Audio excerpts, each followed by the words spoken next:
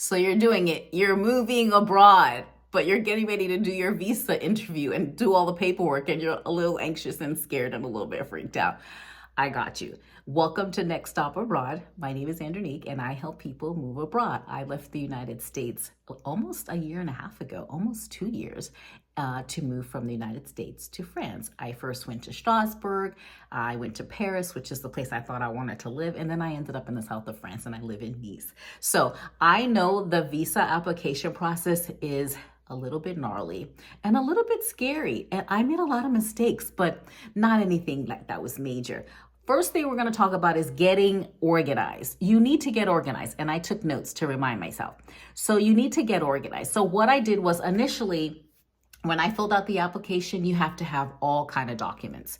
You need to have personal ID information, financial information, insurance, all of those things. And I had them all over the place in my computer. It was ridiculous. So what I did was I made a folder and I called it France Visa.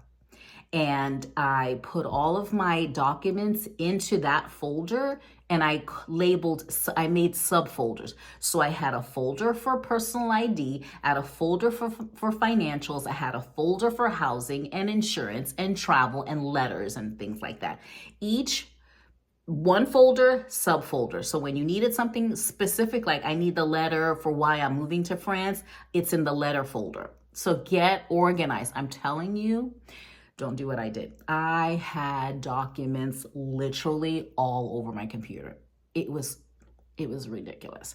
So get organized. So we need to make sure we have the right amount of documents, and I'm going to talk to you about the documents that you need. So personal ID. You need to have birth certificate, driver's license, passport, any personal documents, and you need to keep them in that separate folder. So make sure that your passport is valid like 6 months beyond your visa appointment date, because for instance, for France, it's different in each country. When I went to my visa appointment, I had to give them my passport. So for Portugal, you can apply for the visa in Portugal. In France, you can't apply for it in the country. You have to apply for it in the United States. So check your country and find out what that process is.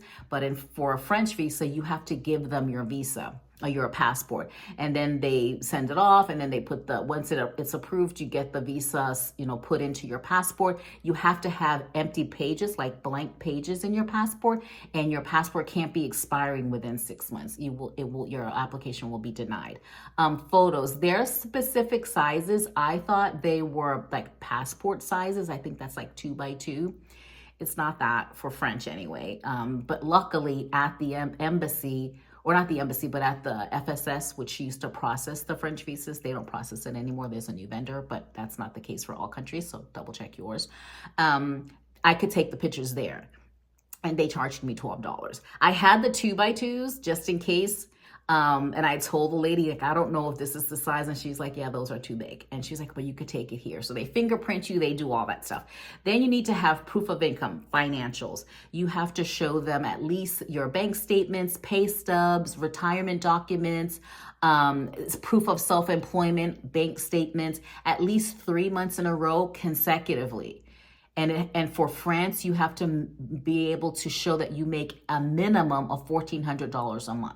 Minimum. So make sure you check with your country and you meet the requirements. If you don't, your application will not be approved. Accommodations, if you're going to be staying at an Airbnb or a hotel, or you've found an apartment, you've leased an apartment, you need a letter from the landlord, you need the receipt from the hotel that shows that it was confirmed and the reservation is paid for. Same thing with Airbnb. You can print those out on Airbnb once you pay for it, and that's fine. Make sure you have at least 3 copies of everything. People say you don't need that many. I'm a little bit OCD. I'm like, nope. I'm surprised I didn't have 5 copies of everything, but you need 3 copies. I rather leave with like an extra couple because like, where are you going to go? Like, say I'll be right back. If your appointment is at your appointment time, you can't come back. You're going to need to reschedule. So the other thing is insurance. You cannot use U.S. insurance in another country. So if you have Kaiser, Blue Cross, Aetna, whatever it is, you can't use it. So you're going to have to cancel it. For international health insurance, you need a minimum of $30,000 per year. in France, check your country. And so you have to, there's so many like companies that provide expat insurance, international health insurance. There's a list that I have in my guide. I don't know which one, you got to check. I think it's like the 12-month one or the step-by-step one. I don't know, but there I have some in there. And if you have any questions, leave them in the comments. I'm happy to like put them in the comments so you don't have to go looking for stuff. But yeah, you have to have insurance, and you have to show that you have the insurance and you've paid for it. It can't be like you haven't paid for it yet. 3 copies of that. Then you need to have your travel itinerary. For France specifically, once your visa is approved, you have 90 days to leave and go to France. And then when you get to France, you have to pay like a tax. It's like 200 euro once you get there. So you can't like get your visa approved and then not go for France specifically. So you have to time everything. So in terms of like when to buy your airplane ticket, and if you're going to book Airbnbs, you have to be able to, and health insurance, you have to be able to do those things where you have the ability to get a refund if something goes left and you don't get approved. Okay. The purpose letters. Purpose letters are letters of intent. You're going to have to tell them why you're moving there. What's your plans when you get there? Do you have a job? Are you going to try to get a job? How long do you plan on staying? They're not only going to ask you these questions at the interview, you need to have letters, 3 copies of each of why you live there. I have templates in the guide. I wrote a letter of why I wanted to move to France. That's a separate letter from I promise not to take any work from French residents. What I'm going to do, am I going to take French classes? Like you have to, like they're letters of intent, and you have to have them in your visa interview. Don't have blurry documents, don't have cutoff documents, don't have documents that you can't read clearly. They might make sure the documents are all signed. They might not say anything at the visa interview, and they'll send them along and you won't get approved, and it'll be something as simple as that. So be super, super diligent.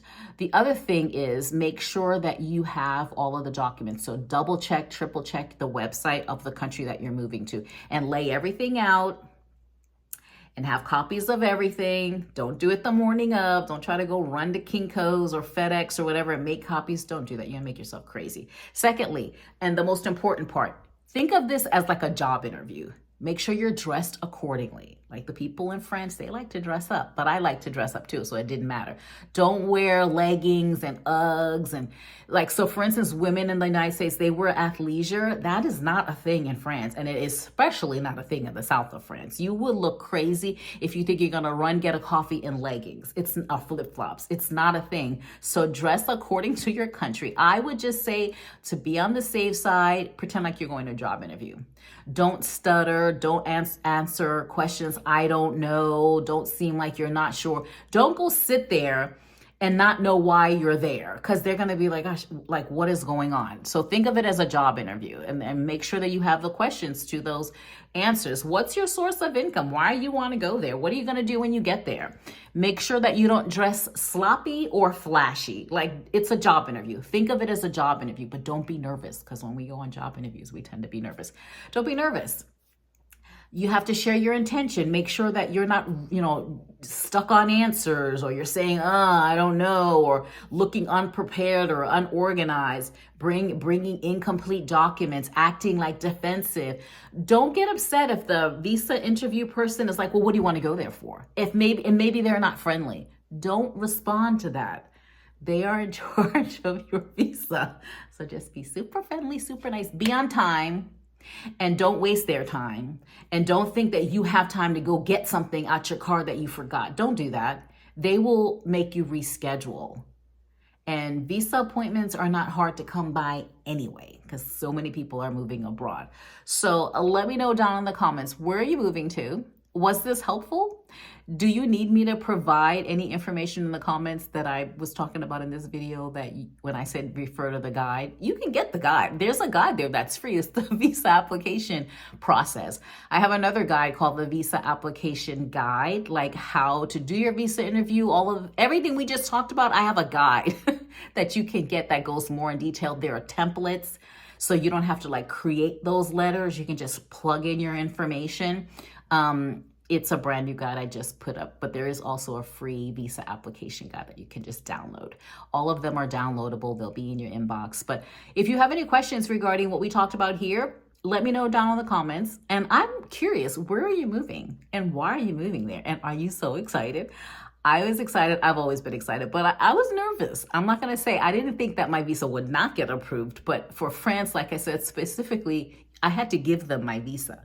And I was like, oh my God, I can't even like go visit Paris while I'm waiting. And you can't be in France. You have to be in the States. So I just wanted to like get my visa. I had already been there. I knew where I was going. I just wanted to go back and I had to wait. But like I said, for French, specifically, once you get the visa, you have 90 days to leave. You can't just get the visa and be like, I changed my mind. So again, let me know down in the comments, where are you going? Was this helpful? And what questions do you have? I'm happy to answer. If you're not subscribed to my channel, subscribe. And if you're not a member of my community, join. And I do videos for free for my subscribers only. So make sure you take a look at that. And in the meantime, have a great day.